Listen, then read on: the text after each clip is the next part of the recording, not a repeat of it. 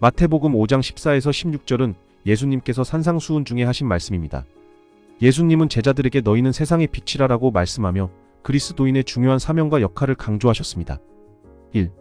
세상의 빛이라는 의미. 어둠을 밝히는 빛. 그리스도인은 세상의 어둠 속에서 예수 그리스도의 빛을 비추는 존재입니다. 죄와 불의로 가득한 세상에 하나님의 사랑과 은혜를 전파하며 사람들을 인도하는 역할을 합니다. 길을 인도하는 빛. 그리스도인은 사람들에게 진정한 삶의 방향을 제시하는 존재입니다. 하나님의 말씀과 가르침을 따라 살아가며 사람들을 영원한 생명으로 인도하는 역할을 합니다. 소금과 같은 빛. 소금은 음식을 보존하고 맛을 더하는 역할을 합니다. 그리스도인은 세상을 변화시키고 하나님의 나라를 증진시키는 역할을 합니다.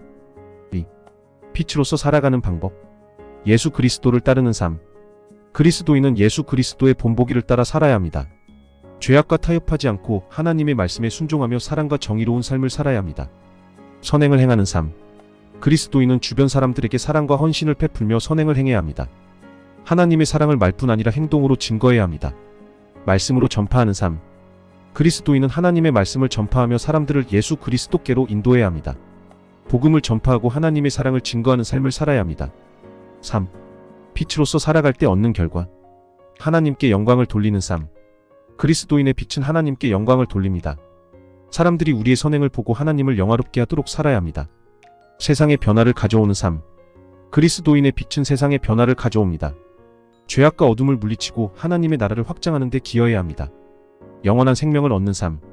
그리스도인의 빛은 영원한 생명으로 인도합니다. 예수 그리스도를 따르고 빛으로서 살아가는 사람들은 영원한 생명을 얻게 될 것입니다. 4. 오늘날 우리에게 주는 메시지. 마태복음 5장 14에서 16절은 오늘날 우리에게도 중요한 메시지를 전달합니다.